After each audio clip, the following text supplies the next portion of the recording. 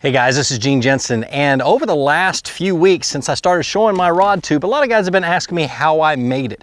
Now you can buy these things on the market, but they're going to cost you about anywhere from $200 to $400. I don't know, I haven't really looked, but I know they're expensive. So I'm going to show you how I built it to save you a ton of money.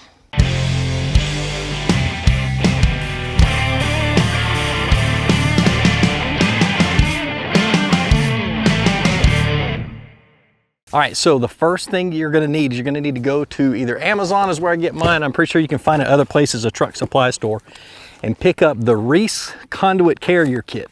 I love this thing because it's lockable and it's solid. I mean, this thing is awesome. So Reese Conduit Carrier Kit, it'll run you between 60 and 80 bucks. Then you go to your plumbing supply store, you pick up some Schedule 40 6-inch PVC pipe. I bought this at it was a 20-foot section. They didn't come in anything shorter. I'm sure you can find them shorter. Had it cut in half. Then I cut it down to 8 feet 2 inches long. This one's 8 feet 2. This one's a little less than that. Kind of messed up on my cut, but anyway, so at least 8 feet long. And then last but not least, go pick you up 2 cans of As Seen on TV Flex Seal. And Flex Seal is runs you about 15 bucks a piece. So not cheap, but this is the best stuff to paint PVC pipe with. All right, so in order to paint this, I've already painted it. I just put the first coat on it last night. But in order to paint the PVC pipe, the best thing to do is to drive a stake into the ground. I've got a fence post right here. I've used a wooden stake or whatever, but drive a good tall stake into the ground. Take your PVC pipe and just stand it over top of the post. And then your Flex Seal. Now Flex Seal is kind of, the way it sprays is kind of crazy. It can get pretty messy, so make sure there's plenty of area around your stake. You're not going to spray anything you don't want to because it'll go quite a ways. And plus you got to make sure you're not downwind. All these things I've learned from my own bad experiences. So you stand back about 2 feet. See how messy that is? Give it a couple of good sprays to start with. And it cakes on there pretty fast, so you have to be really careful about how you spray.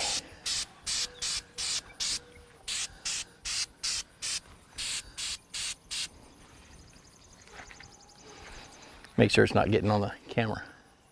Nope, we're good. So you just go over it one light coat, let it dry for about 12 hours.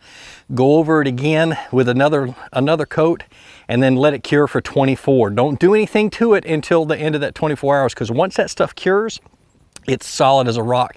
You don't need to get any scratches or nicks.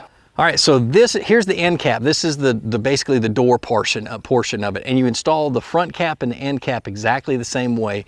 It comes with 4 small screws. You drill a hole in, you put a screw in, and I like that fine and dandy, but I one-upped it. Took some silicone rubber or silicone sealant and ran a good thick bead all the way around the front cap and the back cap, and just to make sure it was watertight, make it a little bit more difficult for somebody to get it off.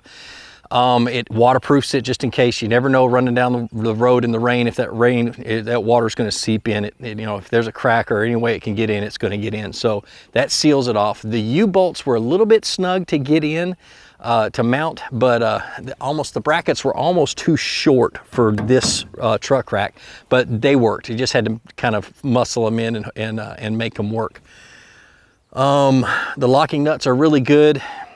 Now, when you buy a lock, make sure you buy one with a big enough gap between here. This one is almost too small, and it needs to have a long shank. So I need one. I should have gotten one a little bit wider than this with a longer shank, but this one works just fine. It just pops right in and locks down without a problem. So I can fit 20 rods without reels in this thing, and I can fit 4, maybe 5 with 2 going one way and 3 coming the other way. It all depends. Usually just 4. With the bait casters on. That's why I'm installing a second one, so I can fit 8 rods in here with bait casters on. I may or may not do that anyway. Second one looks cool, so that's kind of why I'm doing it. But well, like I always say, be sure to introduce somebody to fishing. Introduce them to my channel. Let me help you teach them how to fish. More importantly, get out on the water, go out and catch some fish, and have a great day.